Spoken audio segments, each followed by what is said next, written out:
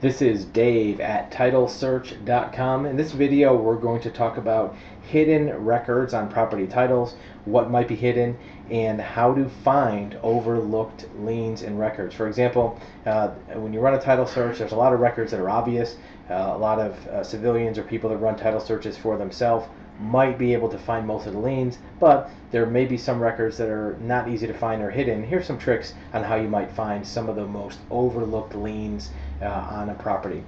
First of all, when you do find any record on a property, you find a deed, you find a mortgage, go ahead and look in that deed book on all the records on either side of it. As you know, a deed on a property is not filed next to the mortgage or next to the lien or anything else. They're filed in chronological order. So the deeds and liens and mortgages might be in different books spread far apart in the land records. But if you do find a lien and you do find a mortgage, go ahead and open up that book to the page where the lien is. Flip back 4 or 5 pages, flip forward 4 or 5 pages, and look and see what's on either side of it. In many cases, when an attorney or title company brings down a document for recording, they bring them down in batches. So a lien, a release, other documents might be right next to it, so you may be able to find other information about that property or related parties to the transaction. If there is a co-borrower on a mortgage, run a name index on that co-borrower, even if they're not technically on title. For example, John Smith owns a property, he's on the deed, he's the only owner.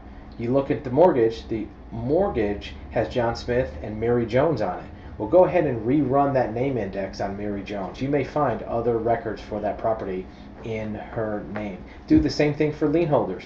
If there's a lien on a property and it's from XYZ Corporation leaning against the property owner, go ahead and run other liens that that company might have to see if they're on any other properties for that debtor.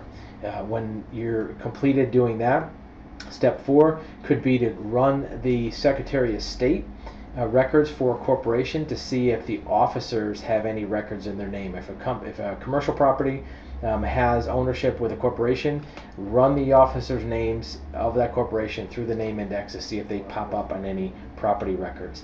Another way to find hidden records on a property is check the permit applications. Property permits are not filed on title. Sometimes when it's completed, there may be a record of the completion in the planning and zoning department, but the applications themselves probably won't be in the land records or on the deeds. So run a permit application, see what names are on there, and see if any of those names pop up on the index for the property. Another thing you might want to do is look at the return to block on the any record you find. If you find a mortgage or a deed, look at the very top. There's a block that says return to once recorded. And once you find out where it's returned to, it's usually an attorney. Call that other attorney and ask them, do you know any other document numbers that go with this property? They may be able to give you some documents to go with it.